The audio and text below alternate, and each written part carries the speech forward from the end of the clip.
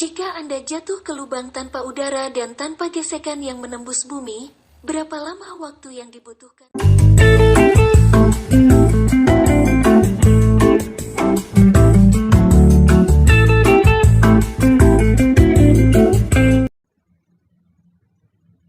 Kita bertemu lagi dengan Dila. Ayo kita belajar pengetahuan sebentar. Sebelum itu tekan tombol subscribe.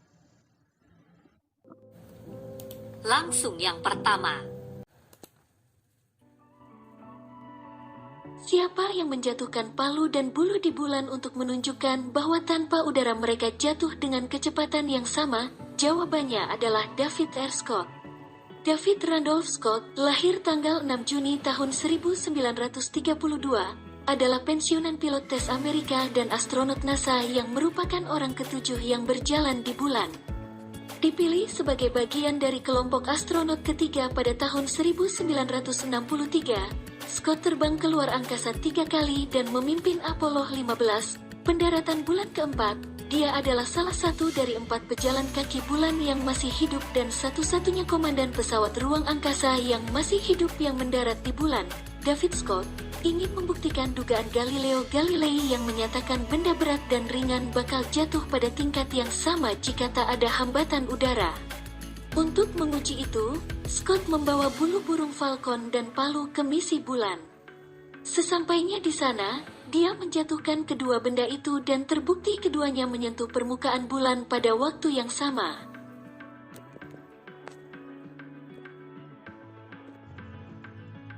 Langsung ke soal selanjutnya. Jika Anda jatuh ke lubang tanpa udara dan tanpa gesekan yang menembus bumi, berapa lama waktu yang dibutuhkan untuk jatuh ke sisi yang lain? Sampai menit terdekat. Jawabannya adalah 42 menit. Jika seseorang melewati pusat planet, kutub ke kutub misalnya, itu akan memakan waktu hanya 38 menit, mencerminkan tarikan gravitasi yang lebih besar menuju pusat. Di sisi lain, 42 menit tetap merupakan perkiraan yang baik dari waktu yang dibutuhkan untuk mencapai antara dua titik dekat. Waktu yang diperlukan untuk jatuh di sepanjang garis lurus antara dua titik manapun tidak lagi bergantung pada jarak, tetapi berinterpolasi antara 42 menit untuk perjalanan pendek dan 38 menit untuk perjalanan jauh. Langsung ke soal selanjutnya. Pada 1930 Albert Einstein dan seorang kolega mengeluarkan paten AS 1.781.541. Untuk apa itu?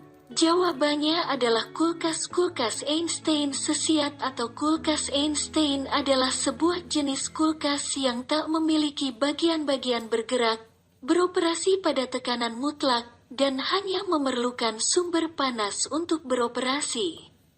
Alat tersebut diciptakan pada 1926 oleh Albert Einstein dan mantan muridnya Leo Szilard, yang mempatenkannya di AS pada tanggal 11 November tahun 1930. Langsung ke soal selanjutnya. Apa arti inisial HAL untuk komputer HAL 9000 dalam film 2001? Jawabannya adalah komputer algoritma yang diprogram secara heuristik. Heuristik dalam ilmu komputer mengacu pada filosofi yang berbeda dari proses komputer berbasis logika yang mengukur yang mendukung kemajuan komputer primitif dalam beberapa dekade terakhir. Berlawanan dengan prinsip penggunaan komputasi berbasis algoritma yang ketat, heuristik dalam banyak hal merupakan jalan pintas ke jenis pemrograman logika terukur. Pemrograman heuristik berupaya mencapai suatu tujuan dengan mengganti jenis program pembelajaran mesin tertentu dengan algoritma logis. Cara lain untuk mengatakan ini adalah bahwa sementara algoritma beroperasi pada sistem yang dikenal dan prinsip logis, pemrograman heuristik beroperasi pada serangkaian tebakan cerdas atau operasi informasi yang tidak sepenuhnya didasarkan pada angka atau data keras.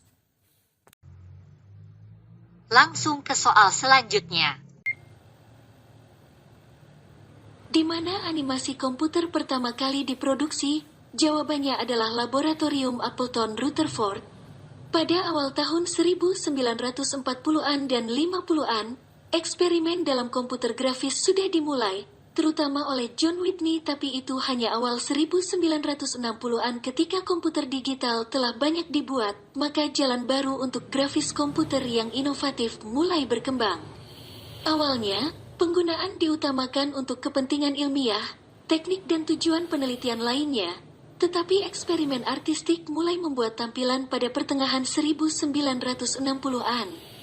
Pada pertengahan 70-an, banyak upaya demikian mulai masuk ke media publik. Banyak komputer grafis saat ini melibatkan citra dua dimensi, tetapi demikian sebagaimana kemampuan komputer terus meningkat, upaya untuk mencapai realisme tiga dimensi menjadi ditekankan. Pada akhir 1980-an, foto realistis 3D mulai muncul dalam film-film bioskop, dan pada pertengahan tahun 90-an telah berkembang ke titik di mana animasi 3D dapat digunakan untuk produksi film secara keseluruhan.